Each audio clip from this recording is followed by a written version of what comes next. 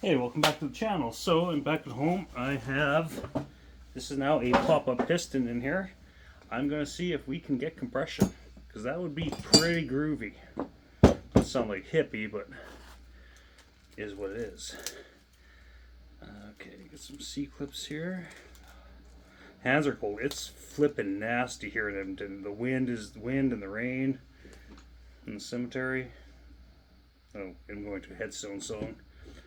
But we get these clips in, get some rings in this bad boy, and see if we can get some at least okay compression. I'm not expecting milestones, because I mean, I'd show you on camera, but I mean, apart from the sloppy squish, the combustion chamber is so big on this thing, and it can't be that big on actual steel ones, because the OEM cylinder, I mean, yeah, it's a different displacement of saw. Combustion chamber is pretty tiny, but sometimes wonder if maybe the stroke on this crank isn't right. Oh my god. I have no dexterity because I was outside in the cold. It's raining, so I took the opportunity to fertilize the lawn, so. Which I don't have a, conventional spreader, so I just, use my hand. Why is that pin not want to go in now? I'm just going to have to convince it to. Boy.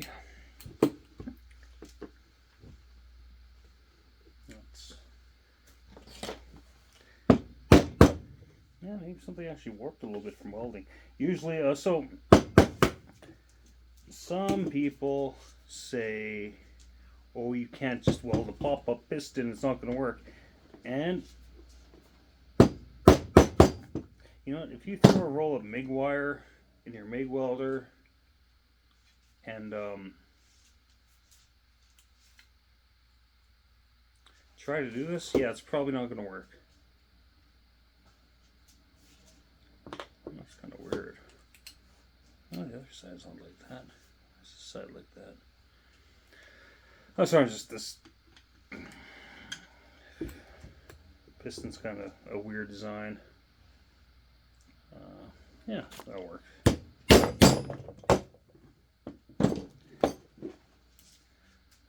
It's not quite tight against that pin yet. Is that pin even all the way down? I really need to get some reading glasses.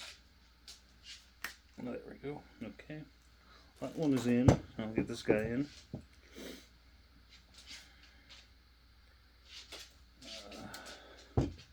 So yeah, hopefully, like even 120 psi I would be happy with. Like enough for it to like run. And maybe I'll flog it off.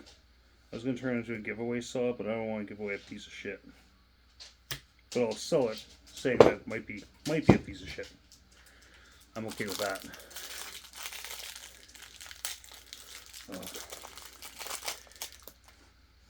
I mean, Alberta needs rain, but today's kind of just a miserable day out there.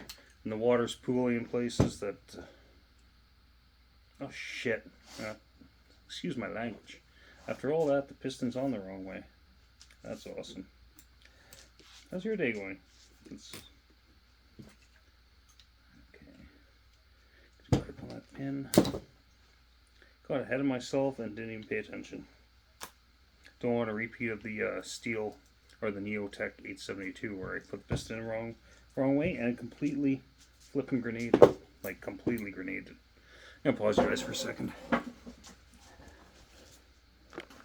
Okay, I'm back. I had to put out a few fires upstairs, dogs, all that stuff. I had to grab a beer because it's that kind of day. It's my wife's birthday today. She wanted cupcakes, so I got her cupcakes. Like good cupcakes. If you know what I mean, you know what I mean, right? Okay, so take her out for dinner. She wanted Mexican, so I'm gonna take her to treat her to Taco Bell. I'm joking. There's a Mexican restaurant actually over by my work called Luna. It's really good. Like, I don't know. We love traveling in Mexico and we love the food down there. So I mean, we don't go for Mexican often here because we like to try and cook it at home too. But when we do, it's pretty much Luna because it's muy excelente. Okay, so that's there. cylinder.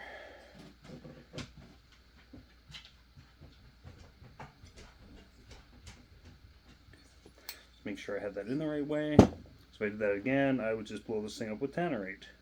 Apparently I'm bleeding on my finger too. How? I do not know. Working with custom metal fabrication, you cut yourself so often that you don't even know where you cut yourself. Crap in there. Okay, I wonder if these screws will work. Oh, they got running threads, so they should work. Let's put 2 in. 2 should be enough to figure out the compression on this bad boy. See, this set didn't come with these screws, and these screws are very different than the actual screws, so if you bought this, you'd be swearing because you have to go find these coarse. These are really coarse thread. I don't get that, but whatever. What did I drop? Nothing important. Okay, so we'll get these 2 bad boys tightened up, and then we will do a compression test. So it will either be a success or I will be swearing a lot. Like a lot. And this saw will just go into a box temporarily. These are really long. Actually hitting one of the fins a little bit, but it'll just bend the fin because I really don't care. It's really not gonna. That will not be what kills the saw, if she ever dies. Okay, so that is there. I should put all of them in. I don't know. Yeah, 2 should be fine, right? Okay. Anyways, I'm gonna dab a bit of oil in there, and then we're doing a pressure test. Not a lot of oil, just a little bit, because I don't want to cheat myself, because that's all I'd be doing.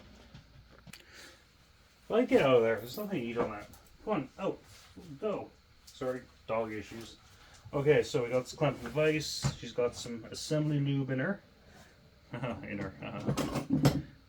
let's go start with the. Actually, I use the other one. This is the cheap Amazon one. This is the better mini pack one, and they always give me the same ratings. I double checked them a few times. Some people say these are crap. I think they're only crap if you use the adapters. So I had that with one of those. I'm actually on the. What the hell? The Troy-Bilt, because they use the adapter and the compression always read low, but it's because of the extra volume, blah blah blah, you're compressing into a bigger space, yada yada yada. Anyways, okay. You better have compression. I'm gonna be pissed if you don't. You're set. Okay.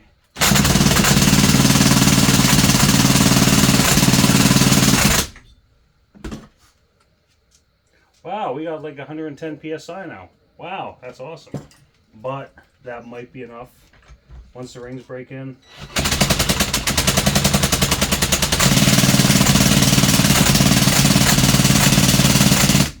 But that's still piss poor compression.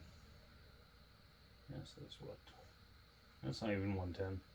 Like it's not good. It's just really not good. But maybe this will be enough for it to run. I don't know. But she's going in. Let's go a little more excessive on the oil. I gotta run upstairs and get the oil again. Okay, so I put more oil in there. I basically just eye dropped it in. Usually I'm err on the side of caution. Like when I use assembly lube, it's less than what would actually be in there. The saw had been running, so I'm just gonna work it in there a bit. Okay. Reset the old tester.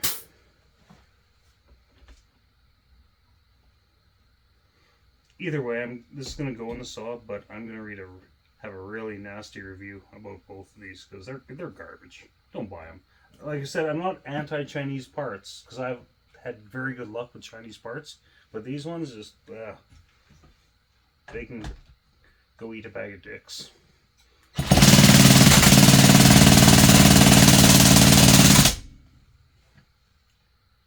Okay, with all that oil, it's up at 240, but that doesn't really mean much. But before I dumped about, I didn't dump oil in. I just use a.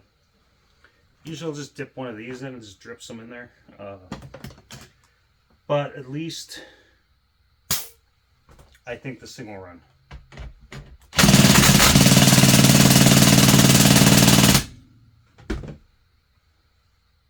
Yeah, we're at 140. So okay, I mean, yeah, there's oil in there, but it's still not that much. I'm very conservative using the oil in these things. So, not today because it's the wife's birthday, but this thing will get put back together. Like, fucking junk though. I mean, don't buy these aftermarket clamshells. And see, it's not just clamshells because, like, when I first got into YouTube, there, a subscriber sent me a care package, and that's where I got that. Crazy fellow sent me that Craftsman 3.7 Poolin 3700, great saw. But he also threw in a cylinder for Poolin that went to that that silver edition 2550.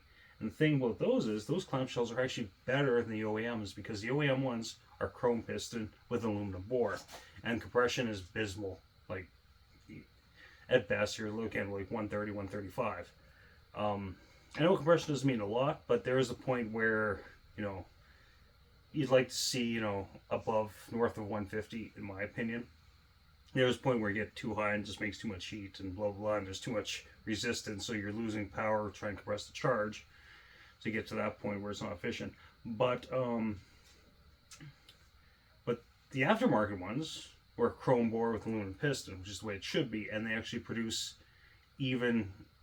I made a pop-up for that 2550, like the same way I did with this by welding it, and that one's about 160, but even stock was at 140.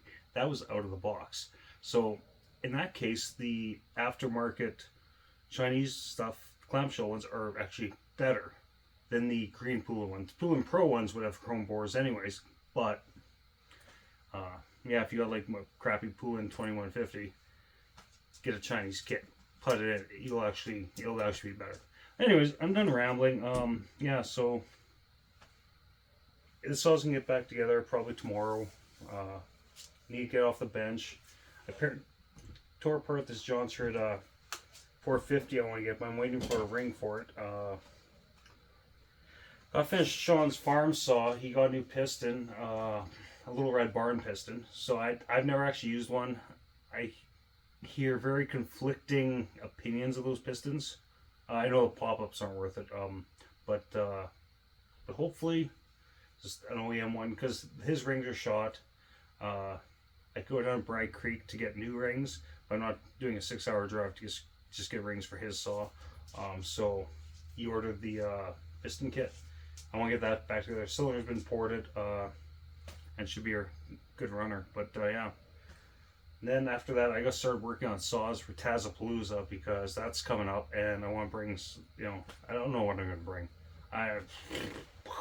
It's a busy time in Edmonton because we're in northern climate. The thaw comes later, and we get a lot of snow, and so this time of year it's busy. You're trying to get yard work done. We want to start getting the garden in this month, and it's just a busy time. But yeah, I'm gonna try to always make content. Just it's a little hectic right now. Anyways, hope everyone's having a great Taco Tuesday. Take her easy.